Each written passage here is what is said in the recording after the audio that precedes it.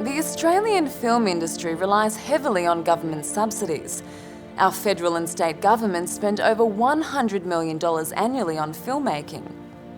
Of all the reasons given for such high levels of government support, the most important reason is that the industry simply would not survive without these subsidies. The question is, could our industry become self-sufficient? Could it relinquish the need for government support and become a commercially viable and profitable industry in its own right? After so many years of government funding, this would seem unlikely, but recently I found a group of individuals who believe it is possible.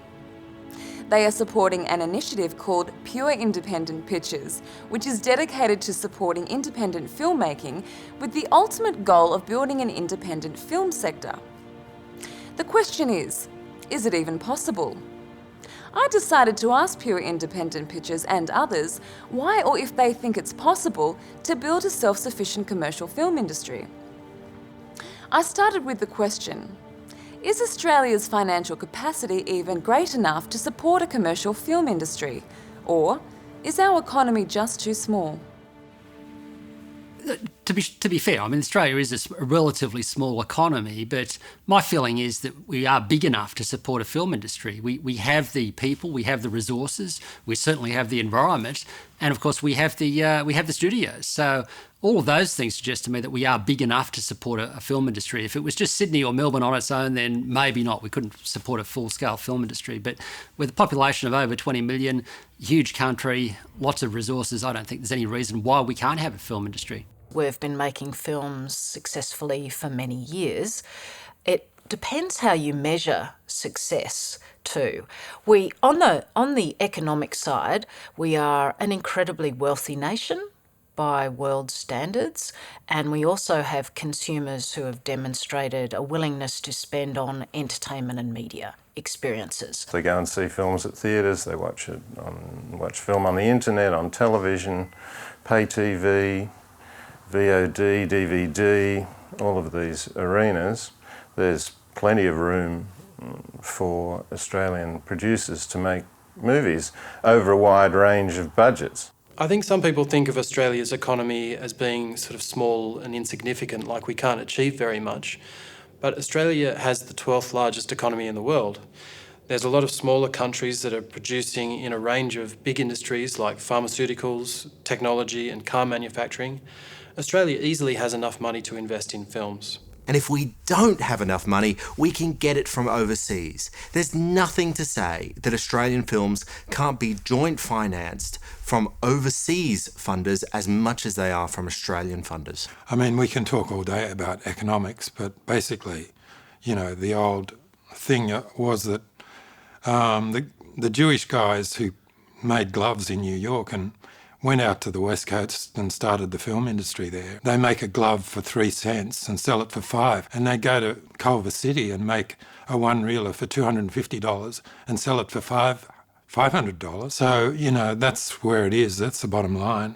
Make them for less than you can sell them for. So if we have the wealth, what's missing? Maybe we just don't have a large enough talent pool. We have seen, I suppose, a real growth and a rise in a lot of younger people going into the space and into the film industry. And I think that's it's building a better talent pool because a lot more people are coming into the industry. I have no doubt that Australia has the talent. Australia generally punches above its weight in any field, whether that's medicine, sport, creative fields, you name it. And you can just see the difference in the last 20 years in our actors that have made it overseas, from Kate Blanchett, Hugh Jackman, Ryan Quanten, Russell Crowe, Joel Edgerton, all these guys, Guy Pearce. There's so many of them that are breaking it. And it was only a generation ago when I was growing up that Olivia Newton-John was sort of the first to make it through. Now I'd say there's probably about 40 actors that are right up there with the biggest in the world. I definitely think there's the talent there. We've demonstrated over a number of years, we can go through the list of successes we've had as feature films. I don't think they're aberrations, so there is the talent there. As you know, we've now got 5 Academy Award-winning cinematographers, all working on high-level films internationally, and they've come out of this market of crews. We've proven we can do it, and there's more Australians in Hollywood now in lots of capacities than probably ever before. Which I think is unfortunate. A lot of that used to go on in the 1970s. Australians thought that if I'm going to make it big, I've got to go to London. Then it was go to the US. But in many industries, many aspects of industry, people actually now stay in Australia. If you take the finance industry, we've actually been attracting people into Australia in that industry from the US, from Europe. And I think we need to do the same with the film industry. If we develop a viable industry, then you'll find that those people will stay here. They won't feel the need to go abroad to have their films seen on an international basis. We have great filmmakers, we have great artists, we have great actors, and we know that we have these great talents because we export them to other countries. Why can't we use the great Australian talent that we have here? Why can't we be using that amazing set of skills, that amazing set of artistic vision to make films in Australia rather than just in other countries? I see no reason, and I don't think there's really a credible argument why we can't. But if we have the talent, do we have the scripts? You need to have a very good screenplay to produce a commercial film. So do we have enough scripts, or is there a script shortage? Well, scripts, that's an interesting question. I think there are a lot of scripts. I don't actually think that they're sufficiently developed. We see a lot of interesting stories come in, a lot of reasonable scripts, but they're not ready for production. Invariably, writers get stuck with writing to a budget and they're given a certain amount of time to write it, so sometimes it's not as good. But when they're given the time and effort, I think they're more than capable. I think we've got a lot of good scripts out here. It's getting the development money to put into them to get to that shooting stage. Sometimes I think they go in a little early and they're not polished enough. But there are very good writers here in Australia. One of the things about the Australian film industry is the input of some of the bodies and the control they have over the storytelling. It's kind of bizarre that they get a script and a director's vision and then they want to change it because they believe they're making it better. Often filmmaking is, in this country, a process of filmmaking by consensus rather than vision. And that may be one of the reasons why there is a bit of a sameness of our films, a bit of a lack of focus of our films, because rather than being the singular vision of the writer or the director, there's scripts that have gone through that process of so much input into them, the vision of no person in particular. We've become sort of stuck with these sheltered workshops that the funding bodies run to develop scripts, and then you're in for a 2-year bullshit. Well, I think it's better if people have the freedom to make films they want to make and not have to conform to any set cultural agenda. If you look at what's coming out of Hollywood, it's not all nostalgia, it's not all patriotism. There's a lot of things that we could be saying that don't necessarily speak the Australian story, but speak great episodes of fictional stories. These are great things that we can do, but unfortunately, our current cultural elite obsess about the idea that we need a great Australian story to speak about who we are as a people. What about just a good horror story? What about a good action movie? That's what I'm looking for, and I think that's what Australian audiences are looking for. There's stories everywhere, and it's how they're portrayed and told. And there's an abundance of contemporary stories that we can tell. I don't think that's really an issue that I see holding back a viable industry. So what's lacking? Why haven't we been able to build a self-sufficient commercial film industry? One thing we can't escape is our Australianness. What if other nationalities don't like the style or the sound of our speech? After all, people around the world are used to hearing an American accent in movies. Is the problem with our films simply the fact that they're Australian? Well, accent in terms of filmmaking is an interesting question. When we run filmmaking workshops for children, which we do periodically, it's quite disappointing to see how many kids, when it comes time to call action or to act, will suddenly start using an American accent, because I suppose the bulk of what they're watching is American content, and therefore for them filmmaking is something you do with an American accent. You see some of our students' short films, with non-Australian accents. They'll have the American or the English, or try sort of to be versatile. But most of the times it's in context with the story. But my feeling would be that there is if you're looking for success globally, you'd probably have to consider the Australian accent. There's a problem with the Australian accent travelling to America because America is not attuned to foreign accents. America has a range of dialects of its own, some of which are incomprehensible to many Americans. But standard American is comprehensible to everybody in the English-speaking world, whereas Australian is a difficult accent for many people. So yeah, it's a degree of difficulty. But still, a good story will get across in almost any accent. We prefer, when we make our films, to use a neutral accent. With Gabriel, we tried to make it neutral and it sold very well. It's still selling very well. International audiences are used to an American accent, and you have less of a barrier if you don't have a very strong Aussie accent. Films like Gabriel, made in Australia with Australians, you couldn't tell where that was made. You had no idea. Kids are working in Hollywood now with wonderful American accents because they're so well trained in Australia. They've got great ears, they can do accents. I think it depends on the type of movie being made. I think people would not worry about, depending on the substance of the movie. But then again, when I'm watching some Hollywood movies, you're flat out trying to pick an accent anyhow. They can tend to be fairly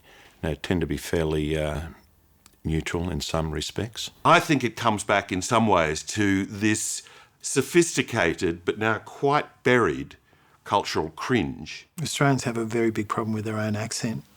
If you go back 40, 50 years, or even into the 20s and 30s, the early sound films, we had a very, very, very broad accent.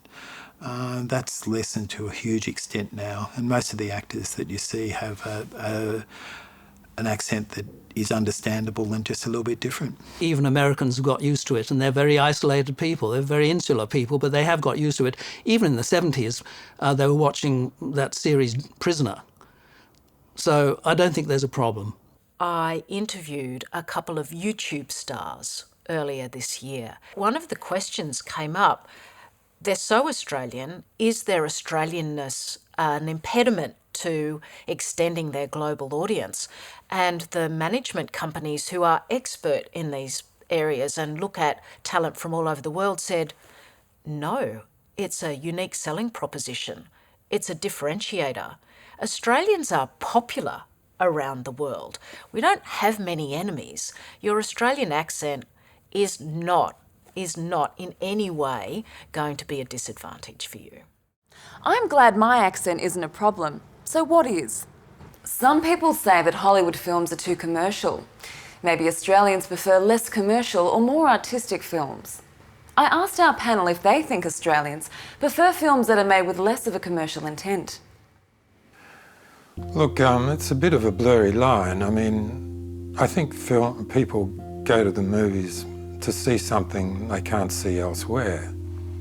And so you've got to dredge up stuff from, in your script writing that is really true, but a little hidden. I think there's a small market for art house films or non-commercial films. And the government does subsidise this sort of thing. If they didn't subsidise art house films, I don't think they'd be made. And where you do get government subsidies for art house films, people will get in there and make them. But it doesn't mean to say they'll make any money. The Australian audience, all they want is great films. Australians go to the movies as much or more than the American audience, and around the world, Australia is among the highest in terms of film going as a habit. It's a hugely important cultural activity in Australia. But Australians choose their films based on quality. They go to spectacular films, they go to great films. They're looking for terrific entertainment. Now, terrific entertainment may not get 5 stars from a film critic, but it might be spectacular entertainment nonetheless. Filmmaking is commercial. It's a business, and it's you need to spend money to make films, and you then show those films to people, and they pay money to go and see them. It's a commercial enterprise. It's not a freebie. It's not a charity, and it shouldn't be regarded as such. The wine industry, there's winemakers who are so passionate about making wine that everything else is secondary, and I've got no doubt that exists in the film industry as well, probably more so. But at the end of the day, you've got to eat. I don't quite understand that question. Who doesn't like commercial films? By their definition, commercial films are popular films. To say you prefer a non-commercial film is to say you prefer films that you wouldn't pay for. So a commercial film, well, I know in some quarters it can be used as a pejorative term. It can be used as a term of dismissal. That's a commercial film. But you think about what a commercial film is. It's a film that people feel strongly enough is worth paying for. In some ways, that is the best testament to a film, that a consumer will put their hand in their pocket and pay for a ticket to see that film. So how can people prefer a film that they don't think is worth paying for? The logic is twisted. As I explored the possible reasons why we don't have a commercial film industry, I started to wonder. If we have the money, the talent, the stories, etc., and I know I've seen some excellent Australian films that I really enjoyed, what if the problem comes down to marketing? What if we just don't know how to promote our films effectively? I think that's true. I think one of our problems is that we don't know how to beat our own drum. We're almost apologetic about the films we make here rather than, as I say, thumping their chest about the films that we make. Maybe it's just part of Australian nature to play down our success. Marketing is a bit of a problem because we're talking about theatrical release basically, and to get a decent release you're going to have to spend $300,000. Now, most of the films haven't got that money back, that 300. And marketing has always been a problem in Australia because it's been coming in from overseas and they just take the names off it and there's the star and then they wheel the star in and he or she does the little rave and then they piss them off and that's it. I think we're pretty jolly good at it. I think they get on the plane every year, they go over to Cannes every year and they get out there and they do the dance. There are several really strong independent film distributors who compete with each other at the various film markets around the world and pay huge minimum guarantees, much larger than should be paid for a country of Australia's size. And then that creates the competitive tension and the economic motivation for them to do as much box office and create as much profit as they can. And there's a lot of rivalry and a lot of competition. Bringing those films to Australia, international films as well as Australian films, the distributors hone their skills, hone their craft in creating magnificent release campaigns. And you frequently see films, even American films, outperform in Australia in pro rata terms to the US. And that overperformance, perhaps you could put that down to the fact that Australia is highly skilled at marketing films and creating an audience. Just putting aside the Australian question for a minute, marketing is getting easier, and to market entertainment and media products is getting easier because we now have these proliferation of channels, mostly on the internet, that can promote creative content. And one of the things we're seeing through our research and others' research is that creative content is amongst the most attractive to share in online platforms like social media environments. And what that means is, if you've got good creative content, you can actually have audiences promote and market that content for you by sharing it to their networks. And we now have these amazing technological platforms that enable that sharing. And I don't know if you've heard Mark Zuckerberg's rule, but he says every year on the internet, people share double what they were sharing the year before. Now, entertainment and media is in a perfect situation to take advantage of this consumer behaviour. So it's getting easier to market good creative content. And whether or not Australians can do it better or worse or the same as anyone else is sort of immaterial. We're great at selling anything. In Australia, we can really sell. We have great advertising agencies, we have great marketing, and we are really good at talking about ourselves.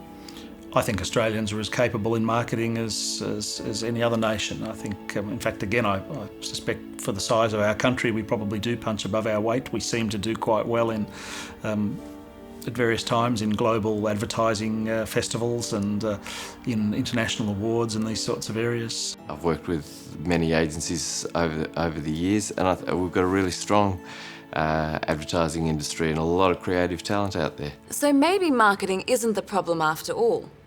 But then what is it? It's been over 20 years since an Australian film has reached #1 at the Australian box office, and in recent years our market share has been shrinking. American studios can spend over $100 million on a single film. This compares to what our government spends on films annually. So how can we compete? Or can we ever expect to compete with Hollywood? History says we can't take necessarily a great deal of market share from the overseas sector. The British had a bigger share at one time, but now it's a lot of obviously American films. But we haven't, I believe that we have the opportunity, if we make good films that people want to watch, we have the opportunity to take a far bigger share than we have now. I don't think Australia will be able to compete with the volume of films created out of Hollywood or the scale of the films in the short to medium term. But I think we can compete on a storytelling basis and in talent, and I think we overperform in those areas. We should be able to nibble away more than the tiny percentage of market share that we've got now. But it doesn't mean taking anything away. We can expand the audience for film. You don't need a massive budget to compete on the world market. I think certainly we're a small market, but if we can make films that are popular on the Western worldwide market, and there's plenty of proof of films being made at a reasonable budget with a really good idea. A lot of people obsess about the really big films. They obsess about the size of Avatar. Obviously, Avatar's able to be in every screen on the planet. They're able to harness extraordinary marketing budgets. But not every Hollywood film is Avatar, and not every film that comes out of the United States is from Hollywood. There are an enormous range of indie films, of smaller genre films, of even experimental horror films that can be extremely, extremely successful. The States can't compete with us. You know, if we connect with our audience, as I say, Kath and Kimberella, they couldn't. They could possibly compete with that. And even something like Crocodile Dundee, even though they thought it was an American film, I mean, it would be hard for them to make such a film.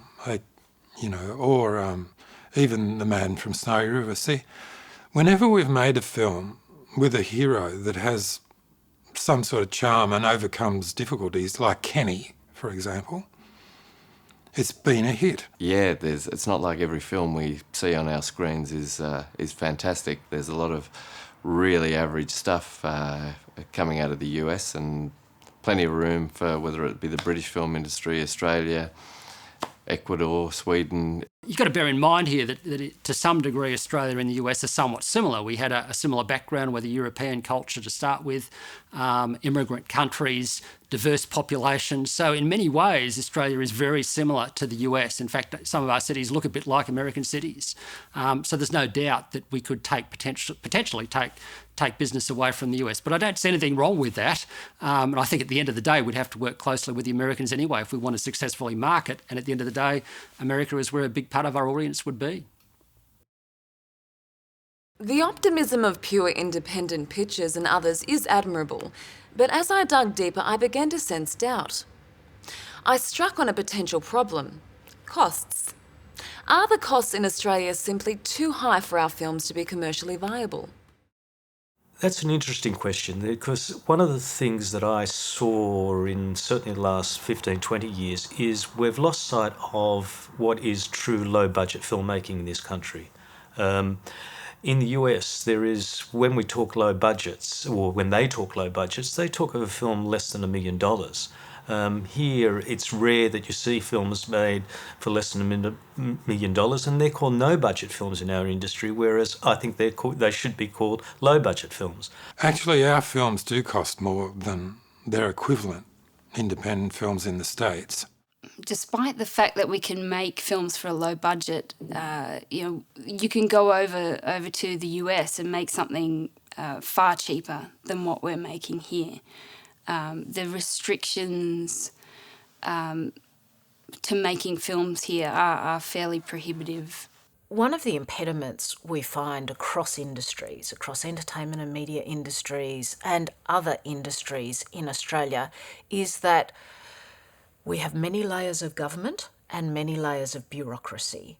And it's these layers of bureaucracy that can provide incredible hurdles and impediments to creativity. One of the things we do with our students is we teach them very early on the importance of the paperwork.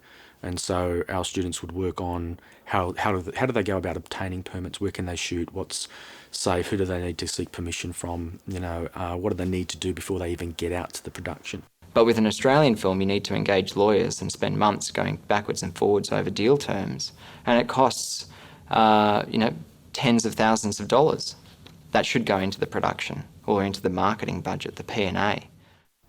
We can't do it if we get government funding. They demand a completion guarantor. So we can't compete with American independent films on cost. No way. So costs are a problem, but possibly not an insurmountable problem for the independent filmmaker. Well, Gabriel we made for 250-odd thousand. So you can do it, but it's very guerrilla. We are seeing independent filmmakers through crowdfunding be able to do pretty much everything themselves and raise the funds from their audience. I think one of the exciting things about the technology that's now available is, if you like, the term I like to use is the democratisation of the large frame sensor. That is the large frame sensor, the 35mm sized sensor that allows that cinematic look to be achieved, that shallow depth of focus, etc. The democratisation meaning it's available to more people. When I first started in the film business as a production assistant in 1963 at Film Australia, what was then called the Commonwealth Film Unit, I think to make the film I'm making now as a one-man band would have taken 5 or 6 people with a mountain of gear, very expensive 35mm, requiring a truck. But also the post-production technologies. I mean, the desktop post-production technologies that are available now, no longer do you need a multi-million-dollar post-production facility to complete your production. It is possible to work on your desktop in your own home and to edit, to even colour grade and even sound mix your final production. So he said the screenwriter's goal is to try and find a gripping, engrossing, challenging, amusing, wonderful story that can be filmed in one location, i.e. Reservoir Dogs, which is what Tarantino did with that, first film of his, which was just brilliant. There's no reason we can't make these sort of low-budget films here. The Saw films are a good example of low-budget filmmaking, but the Australian writer and director of those films couldn't raise the funds here, so they went to the States. Those films could have easily been made in Australia. It should be possible to make low-budget films here. I think filmmaking technology and camera technology should allow for that. I can't think of any examples that are coming to mind right now. But great storytelling doesn't rely on a big budget. It just relies on a great story well told. It seems like many of the financial pressures on filmmakers relate to labour costs. So one has to ask, do Australians really want to make films? Well, that's always a good question. Do Australians want to make films? I don't really have the answer to that. I can't personally say, well, we do. What I do see, though, is a lot of talent in Australia. I've done a lot around the media business over the years, and I see lots of people with lots of talent in terms of directing, producing, acting, and I would suggest that, yes, we do have the interest, we do have the motivation to make films. Oh, hell yeah, there's heaps of people wanting to make films, and that's a good start. The number of scripts that fly across my desk evidence there's enough people out there who want to write stories. Witness, for example, a Tropfest. Wow, do people want to make films? Goodness gracious. Okay, they're making whatever it is, 5 minutes or 7-minute films or whatever, but yeah, there's a lot of stories to be told. There's a lot of great stories out there. I mean, indeed, we were supposedly the country that produced the first ever feature film in the story of the Kelly Gang way back the turn of last century. So I think there's always been a desire to make films here. I certainly know that there's a tremendous interest in making films on the part of children, because children are the people that we work with through the Sydney International Festival of Films by Children. So the fact that the very first festival, which was really very much focused on Sydney and more inner city Sydney, screened 138 child-produced films, I think suggests there's a massive interest.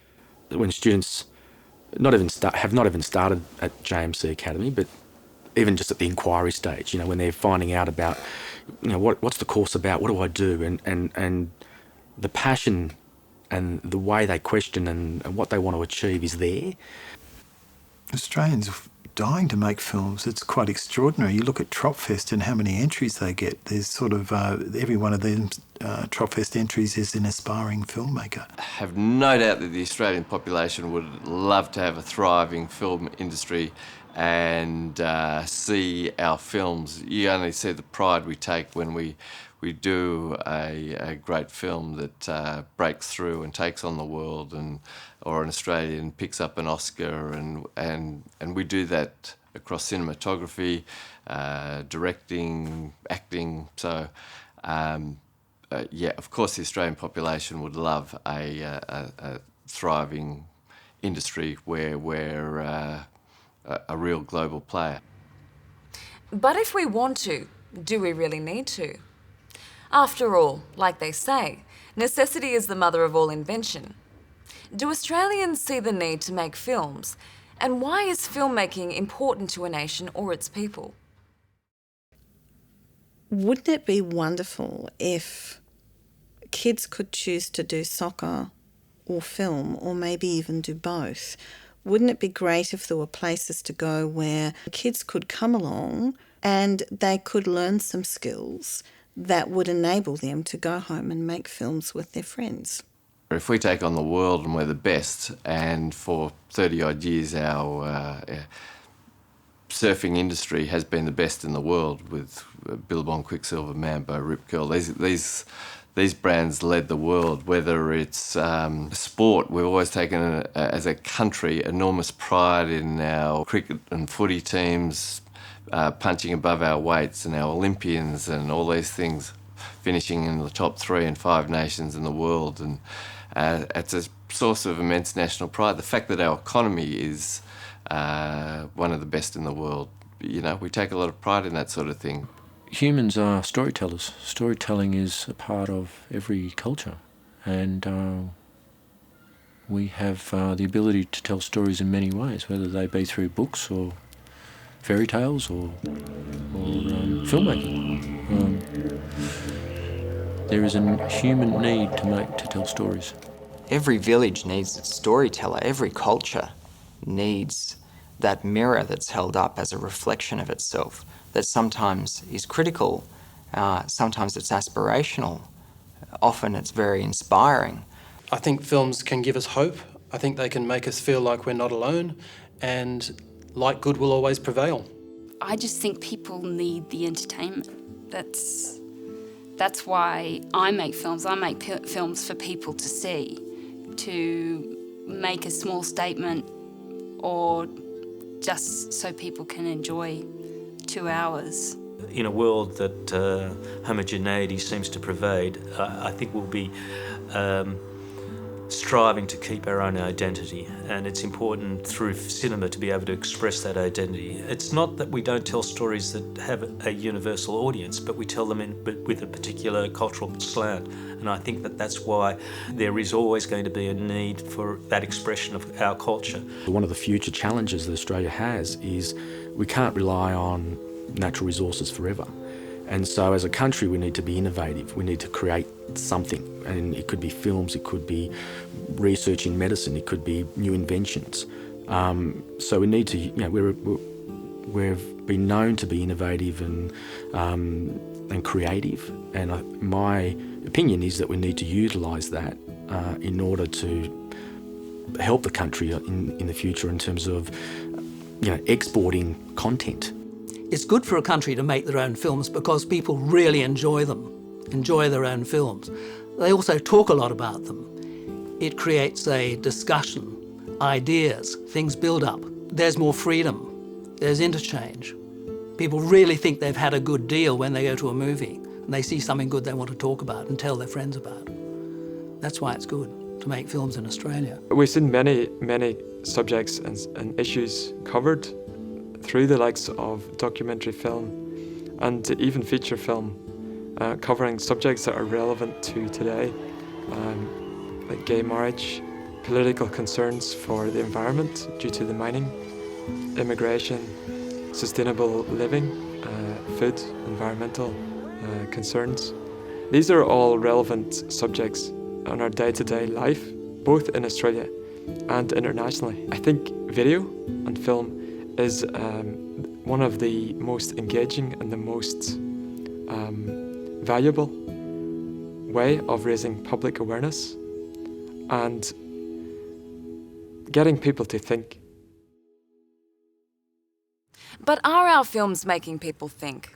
Are they entertaining enough?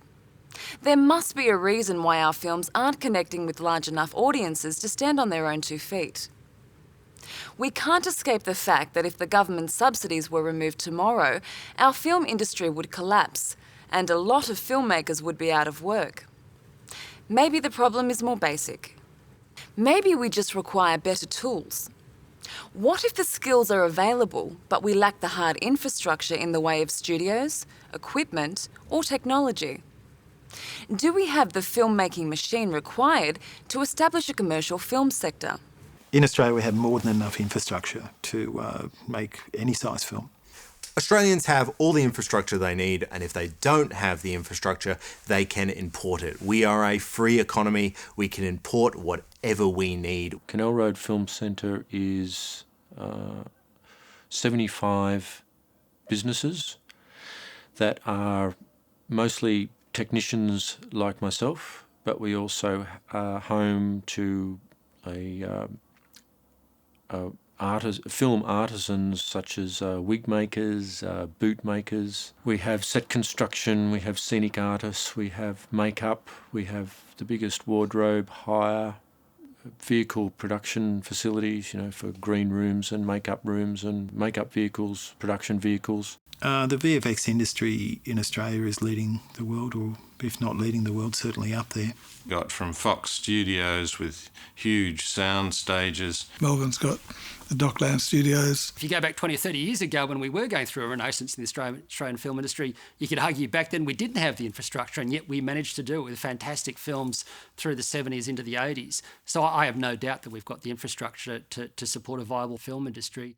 We can buy infrastructure, but we can't buy our natural landscape or climate. Is the Australian climate too harsh, or do we have a wide enough range of natural settings within Australia to build a commercial film industry? Yeah, that can be an issue, but we filmed in Melbourne and I thought that would be the worst thing in the world to do, and we had fantastic weather. climate couldn't be better. We have it all. There's no constraints, I don't think, in terms of climate in Australia. And we've got snow, we've got desert, and we've got tropical forest. Australia's a big place. We've got water. Alpine to tropical, from desert to beach. Icy, cold, snow. You can go to Queensland and get tropical heat. You can have urban, matrix-style cityscapes, or you can have wind-swept outback.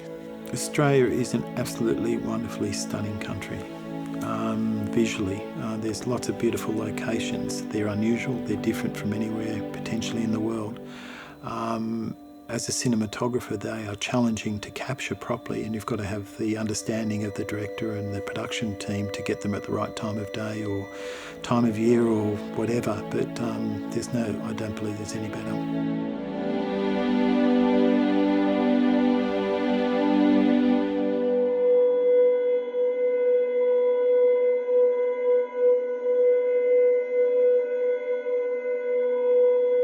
For all of our competitive advantages, our extensive infrastructure, ideal climate, visual beauty, and so much talent we exported to Hollywood, one has to wonder why we can't make enough commercial films to sustain an industry.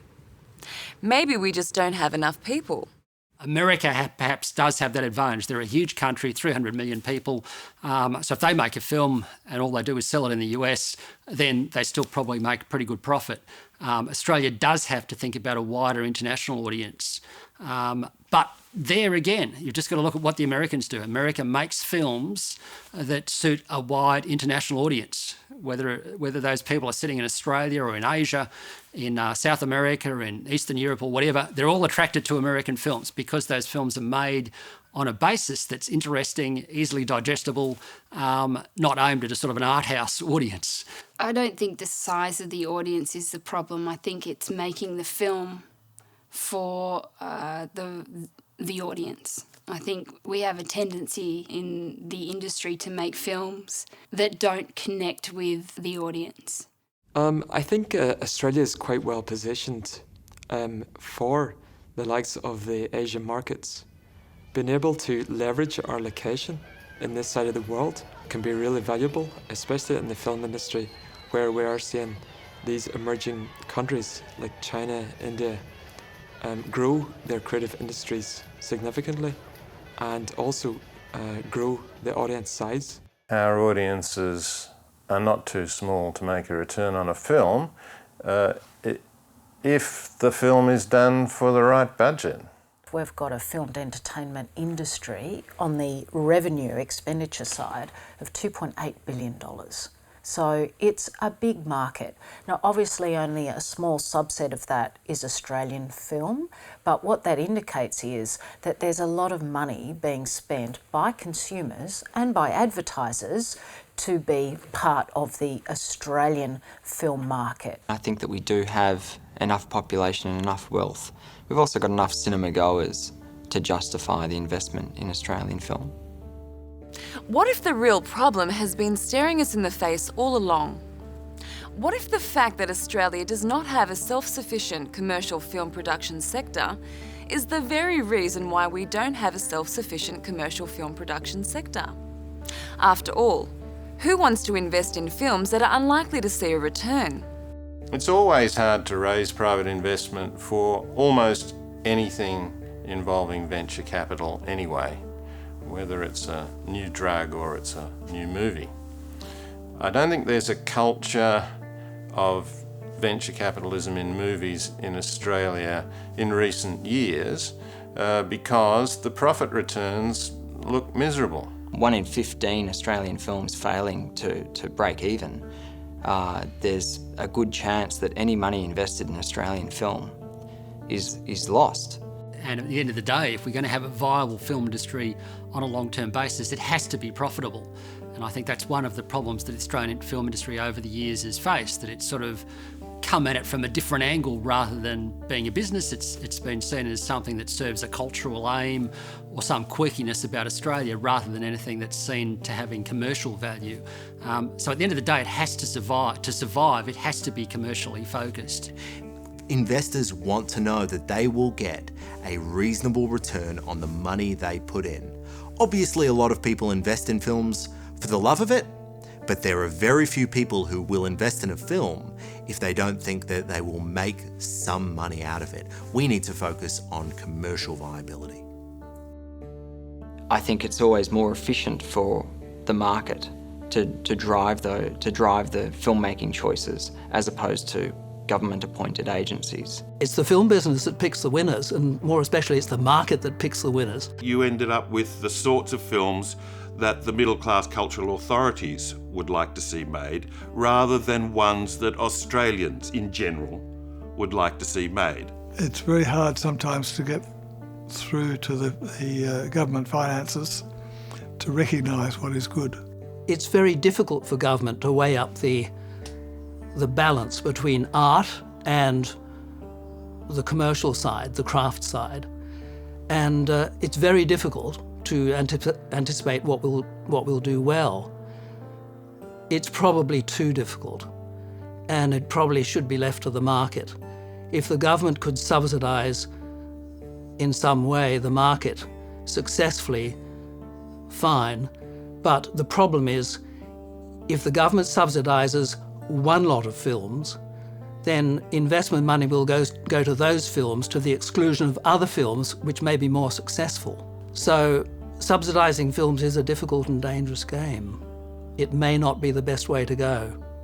The industry is too reliant on government subsidies to make films. If it was more reliant on the market to make films, then you would probably see higher box office. Investment comes back to success, and the more successful you are, the easier it becomes to attract investment.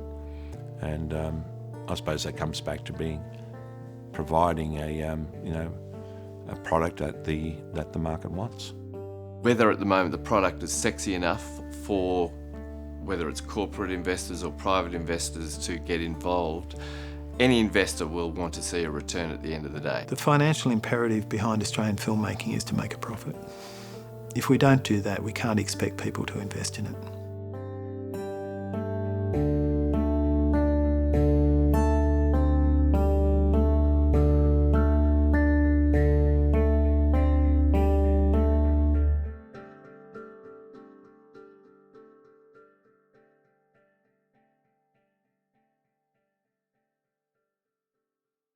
A lot of the Australian films that come out of some sort of government-supported relationship, and that the focus there, of course, is largely a cultural focus and this desire to get an Australian film out there rather than this idea that we'll develop and make a film which will be of commercial success. And so if you think about the films that have been highly successful internationally, many of them had private backing in the first place, like Crocodile Dundee was a classic on that front. It was a multiplex film and extremely successful. Even more recently, we've seen a number of genre horror films that have been highly successful. And even more recently again, Kenny was a very successful film. And that was financed almost entirely with private funds. There's no way the Americans could make a film like Kenny. And of course, it was very difficult to do it here because it was knocked back by all the funding bodies. But, it was a very independent film. The Castle is an example of a very successful Australian independent film, as was Gabrielle more recently. Australia's film renaissance of the 1970s was sparked by independent Australian films. Films as far back as Jeddah, which had the world's first native Aboriginal leads. Arguably the three most successful Australian films of all time have been independent productions. The Story of the Kelly Gang was the world's first feature film. Mad Max held the world record with the highest profit-to-cost ratio for over 2 decades, and Crocodile Dundee was the second highest grossing film worldwide in 1986. This is a phenomenal commercial success, and we need to promote this success in order to attract private investment. People should invest in Australian independent films. But is it possible to change entrenched attitudes to filmmaking in Australia after so many years of government financing? Filmmakers and some film investors have come to rely on the public funds. I decided to dig a little deeper and look into the history of Australian cinema to find out how the government became involved in filmmaking in the first place. Following the success of The Story of the Kelly Gang in 1906, Australia saw a mini boom in what became known as bushranger films. Australia emerged as a world leader in filmmaking through the period from 1906 to 1911, during which time we made literally hundreds of independent films. This boom ended in 1911 when the government banned production of all bushranger films. They thought the films were causing civil unrest. The government also enacted a strict regime of film censorship, and the booming Australian film industry was no longer. Not many years later, the government began funding films themselves for the stated purposes of education.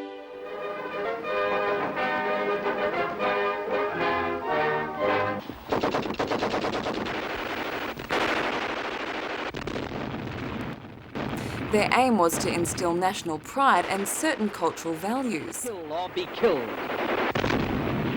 The proudest traditions of the Australian Army. These are grim pictures, brutally, terribly real. They smash at complacency as nothing written or spoken ever possibly could. This tradition of funding films for the purposes of cultural planning has continued until this very day. Screen Australia will promote an environment where screen content contributes positively to the cultural fabric of Australian society. To A. Ensure the development of a diverse range of Australian programs that deal with matters of national interest or importance to Australians, or that illustrate or interpret aspects of Australia or the life and activities of Australian people, and programs with a high level of artistic or cultural merit. Screen Australia's goals are to D. Ensure that Indigenous content is central to the wider success of the Australian screen industry. Will help to integrate arts and cultural policy within our broader social and economic goals. Today, independent filmmaking is rare. It has seen a steady decline since the government's first involvement in filmmaking. The difficulty for independent filmmakers is to compete with both the foreign and government films.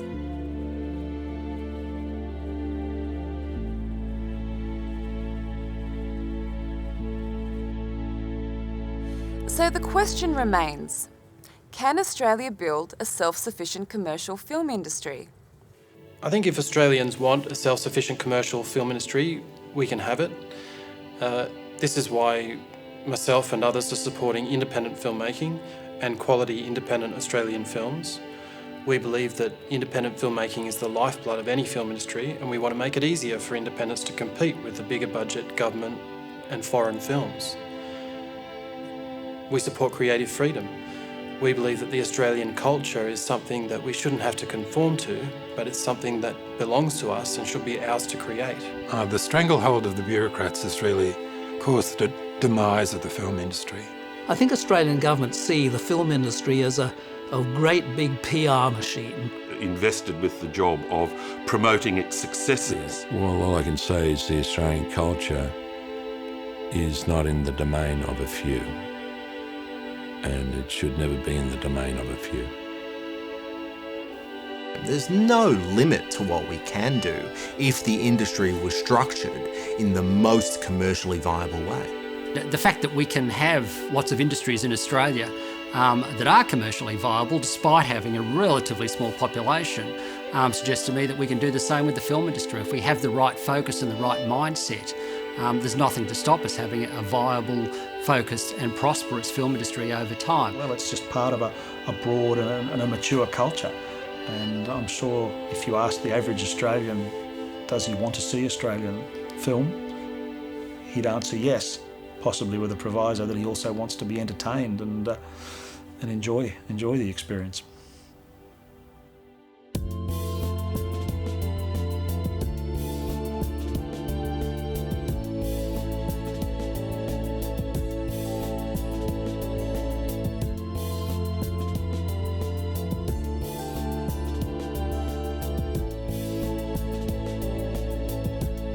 As an economist, you'd say that no protection is any good. Most economists like myself support free trade. I think the best support the Australian government could make is in education and finding ways to support the infrastructure around the film industry without necessarily pumping in lots and lots of dollars. Just find ways to make it productive to make films in Australia. That's probably the same, I'd say, in relation to most industries. The better approach is to focus on the infrastructure around the industry rather than necessarily providing subsidies. And on that front, it's interesting. If you think about manufacturing, Australian manufacturing has been struggling in recent times because it's hard to compete against very low-cost countries, particularly in Asia. But if you think about one country in the world that does excel in manufacturing, despite at various points in time facing a very high currency and relatively high labour costs, that country is Germany. Germany still excels in manufacturing because it focuses on a particular area where it has expertise. That's precision engineering, sort of manufactured products.